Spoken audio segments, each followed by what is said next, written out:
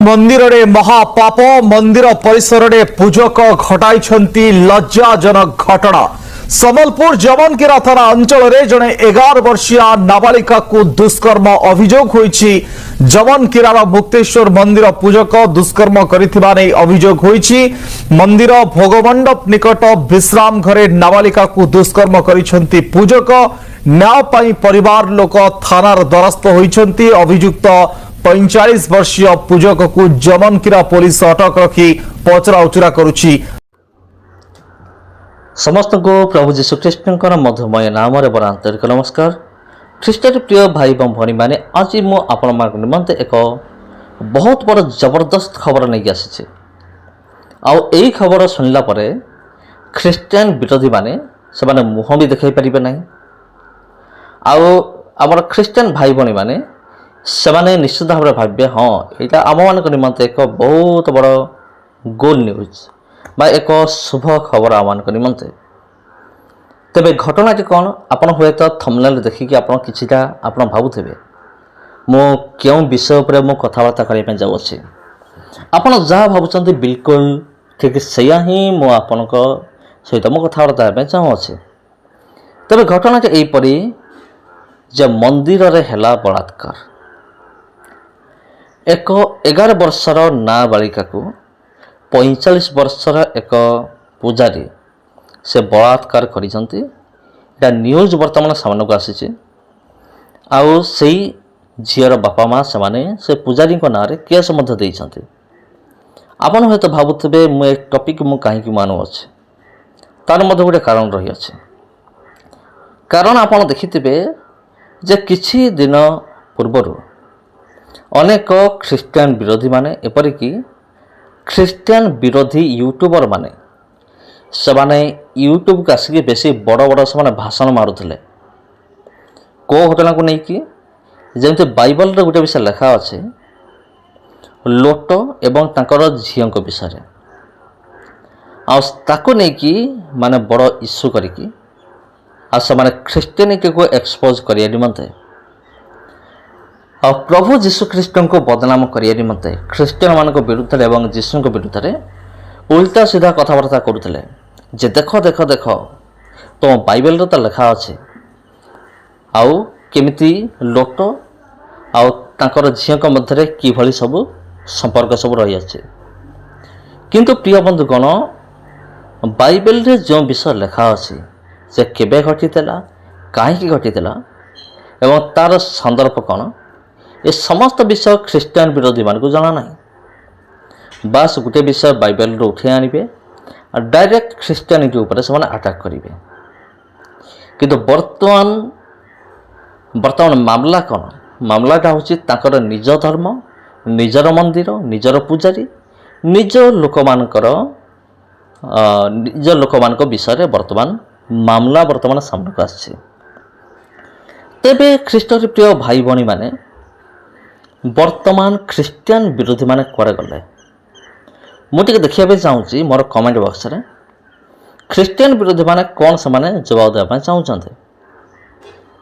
और से तो अनेक क्षेत्र में देखा पाऊँ जे लोटों को एवं तांकर झील मान को विषय को लेकिन से अनेक टिप्पणी से प्रदान करते।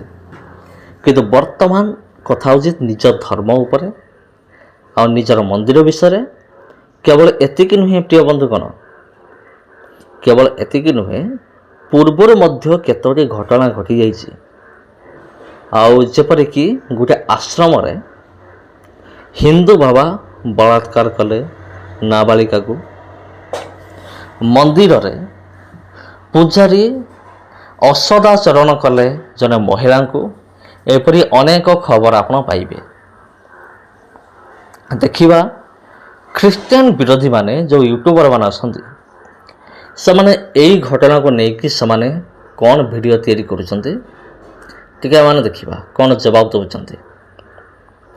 तबे प्रिय बंधुगण ये जो घटना घटी एटा हूँ ख्रीस्टियन विरोधी आ ख्रीस्टियन विरोधी चैनल मान निमंते एक चापुड़ा सदृश माने वर्तमान से माने हुए तो काले आमे एक्सपोज हो बोली वर्तमान से माने ନିଜର ପ୍ରାଣ ଲଗାଇଦେବେ, ଚେଷ୍ଟା କରିବେ ଯେ ଆମେ କେମିତି ଏକ୍ସପୋଜ୍ ହେବ ନାହିଁ। ଆଉ ଯେଉଁ ଘଟଣା ଘଟିଅଛି ତାକୁ ସେମାନେ ମିଥ୍ୟା ବୋଲି ପ୍ରମାଣ କରିବାରେ ମଧ୍ୟ ଚେଷ୍ଟା କରିବେ। କିନ୍ତୁ ପ୍ରିୟ ବନ୍ଧୁଗଣ, ମୁଁ ଆପଣଙ୍କୁ କହିବାକୁ କହୁଛି, ସତ୍ୟ କେବେ ଲୁଚି ରହେ ନାହିଁ। ବାଇବେଲରେ ଯେଉଁ ଲୋଟ ଏବଂ ତାଙ୍କ ଝିଅଙ୍କ ବିଷୟ ଲେଖା ଅଛି, ଏଇଟା ତ ସତ୍ୟ ବିଷୟ ଅଟେ।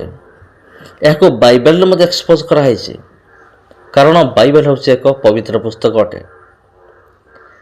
କିନ୍ତୁ ବର୍ତ୍ତମାନ ଯେଉଁମାନେ ଆରୋପ ଲଗାଉଛନ୍ତି ଖ୍ରୀଷ୍ଟିଆନ ଲୋକମାନଙ୍କୁ ନେଇକି, ତାଙ୍କର ଚାଲିଚଳନ, ତାଙ୍କର ଆଚାର ବ୍ୟବହାରକୁ ନେଇକି, ଆଉ ଏପରିକି ପ୍ରଭୁ ଯୀଶୁଖ୍ରୀଷ୍ଟଙ୍କୁ ମଧ୍ୟ ବଦନାମ କରିବା ନିମନ୍ତେ ସେମାନେ ପଛକୁ ହଟୁନାହାନ୍ତି। ବର୍ତ୍ତମାନ ଏହି ଘଟଣାଟି ହେଉଛି ସେମାନଙ୍କ ମୁହଁରେ ଏକ ଚାପଡ଼ ମାରିଲା ସଦୃଶ, ଯେପରିକି ମୁଁ ଆପଣଙ୍କୁ ପୂର୍ବରୁ କହିଲି।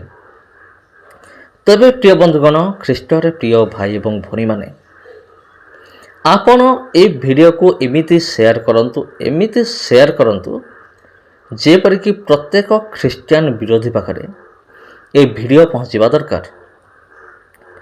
ମୁଁ ବି ଅନେକ କମେଣ୍ଟ ଗୁଡ଼ିକ ମୁଁ ଦେଖୁଥିଲି ଯେ ଅନେକ କହନ୍ତି ଆମେ ସେଇଥିପାଇଁ ହିନ୍ଦୁ ଧର୍ମ ଛାଡ଼ିଲୁ, କାରଣ ଆମ ହିନ୍ଦୁ ଧର୍ମର ଦେବତାମାନେ ହିଁ ସେମିତି କରନ୍ତି, ଆମ ହିନ୍ଦୁ ଧର୍ମର ଲୋକମାନେ ହିଁ ସେମିତିଆ, ଆଉ ସେଥିପାଇଁ ଆମେମାନେ ହିନ୍ଦୁ ଧର୍ମ ଛାଡ଼ିଲୁ। ଆଉ ବର୍ତ୍ତମାନ କ'ଣ କହିବେ ଖ୍ରୀଷ୍ଟିଆନ ବିରୋଧୀମାନେ? ଏହାକୁ କ'ଣ ଧର୍ମ ପରିବର୍ତ୍ତନ ରାକ୍ଷସମାନେ ଦେବେ କି?